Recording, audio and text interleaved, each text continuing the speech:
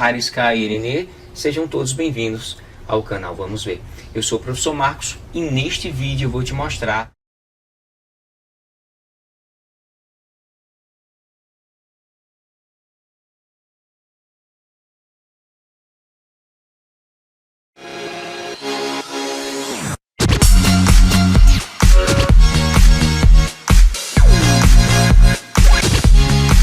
Se a gente for ler em 2 Timóteo capítulo 3, versículo 16, é dito que a palavra do Senhor é inspirada por Deus, né? Não há e nunca houve erros nos originais, nós temos que entender isso, mas isso não significa que não há dificuldades linguísticas das cópias, das outras cópias e, consequentemente, das traduções atuais. Mas isso não significa que nesses possíveis problemas linguísticos há erros doutrinais. Não, existe apenas 1% de dificuldades bíblicas com as variantes que existem atualmente. Mas nada que venha corromper ou comprometer a veracidade das doutrinas centrais do cristianismo. Nenhuma delas atrapalha, ok? Então nós temos 99% dos originais.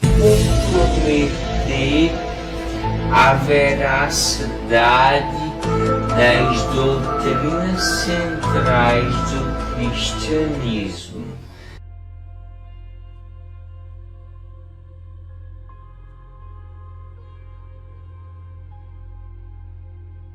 Isso significa dizer que não existe erros de traduções? É claro que não, nós não estamos dizendo isso. As cópias das cópias, elas sucessivamente, até chegar às versões atuais que nós temos e traduções, teve e tem e terá dificuldades gigantes, mas nada que venha comprometer as verdades principais, ou por que não dizer as doutrinas fundamentais, basilares do cristianismo. Nada que venha prejudicá-la integralmente. Existem variantes que explicam isso, para que haja uma retradução, para que possa se chegar ao texto original. Hoje nós temos uma variedade de manuscritos, milhares de manuscritos, que de fato evidencia uma realidade única, a realidade do autógrafo original. Eles fazem um reflexo, as cópias são isso, é uma extensão. Não teve fulano e ciclano que dissesse, vamos colocar assim. Não é assim que funciona. Existem diversas dificuldades linguísticas que quem estuda exegese e hermenêutica sabe muito bem que aqui e acolá houve certas dificuldades de muitos copistas e isso dificultou entender o que é que estava sendo dito ali. Se era isso, se era aquilo, mas nada que venha comprometer integralmente o versículo todo, o capítulo todo, o livro todo, nada fora do comum.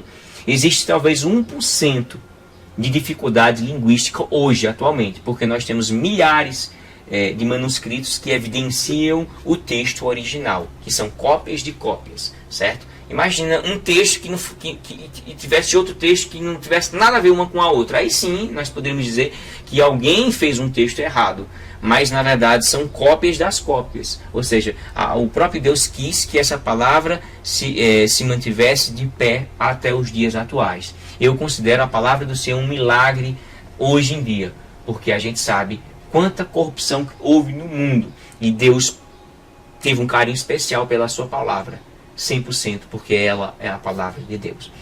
A palavra de Deus, inspirada por Deus, nos seus originais, nos seus autógrafos iniciais, não teve erros, não teve nenhuma dificuldade linguística. Ela, na sua integralidade, na sua essência primária, não foi projetada por pensamento próprio. O ser humano quis, eu vou fazer assim, não. Foi Deus que nos inspirou. O próprio Deus pediu para Moisés, escreve isso num livro para que seja memória, para que as pessoas possam conhecer. E Deus fez isso e aconteceu. O próprio Moisés, desde o Antigo Testamento, fez isso. O Novo Testamento registrou os ditos, as mensagens, as pregações de Jesus Cristo, cada um com sua visão, como viu, né? Porque você possa estar vendo minha mão aqui nessa perspectiva, mas tem outro que está vendo nessa perspectiva e outro mais ainda as unhas e o outro do outro lado, certo? Ou mesmo assim, eu estou vendo 4 dedos aqui, mas você está vendo o outro. Então, são perspectivas diferentes que falam em cada um evidencia ou enfatiza uma coisa diferente. Então, quando você lê os evangelhos, você pode notar isso. Cada um quis mostrar uma coisa que o outro não mostrou. Eu quero evidenciar isso. Vê se João fala alguma coisa. É claro que talvez 5 ou 10% fala dos evangelhos, mas 90% é uma teologia única, própria. Dizer assim, eu vou falar nessa perspectiva, nessa linha aqui. Mateus vai para um lado, Lucas vai para o outro, mas eles falam de coisas da mesma pessoa, só que de forma distinta, com cada um de uma forma diferente, porque tem um propósito diferente, são povos diferentes. O próprio Mateus, ele analisa, ele vai na perspectiva dos judeus. O próprio Marcos vai na perspectiva dos romanos. Lucas vai na perspectiva dos gregos. João vai na perspectiva da igreja, que são gentios e judeus. Então cada um tem uma pegada ou um direcionamento do Evangelho de Cristo para o ser humano, para o coração do ser humano.